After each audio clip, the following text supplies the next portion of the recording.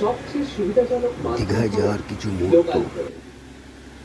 আর আমিও বকখালি পৌঁছেছিলাম লোকাল ট্রেনে চেপে।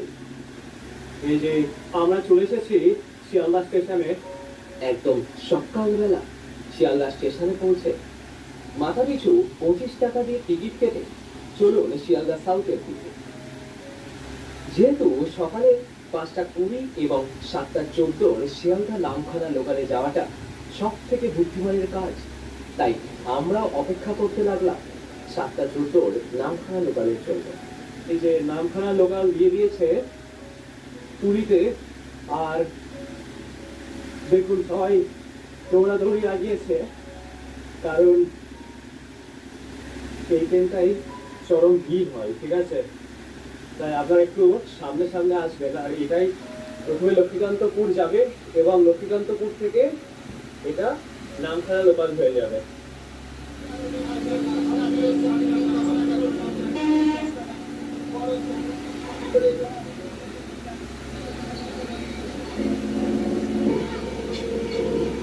এরপর শ্যামল বাংলার পথ ধরে গাড়ি ছুটল আমাদের গন্তব্যের দিকে।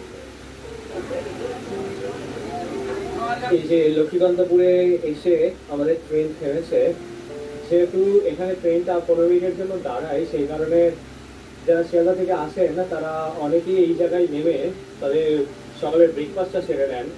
এই পথে লোকাল ট্রেন জার্নি আমার এই প্রথম। দীর্ঘ 108 কিলোমিটার পথ পেরিয়ে আমাদের লোকাল ট্রেন এবার নামখানা স্টেশনে প্রবেশ করছে।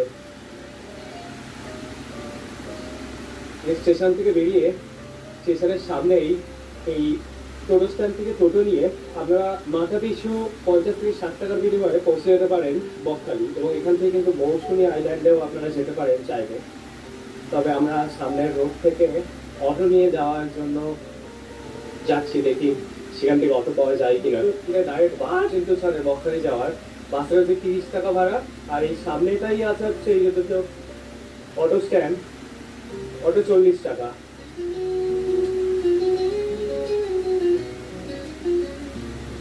ওটি 30 কিলোমিটার পথ পেরিয়ে আমরা অবশেষে বকখালি আমাদের গন্তব্যস্থলে এসে পৌঁছেছি এবং টাইম লাগলো প্রায় 1 ঘন্টা বললেই চলে।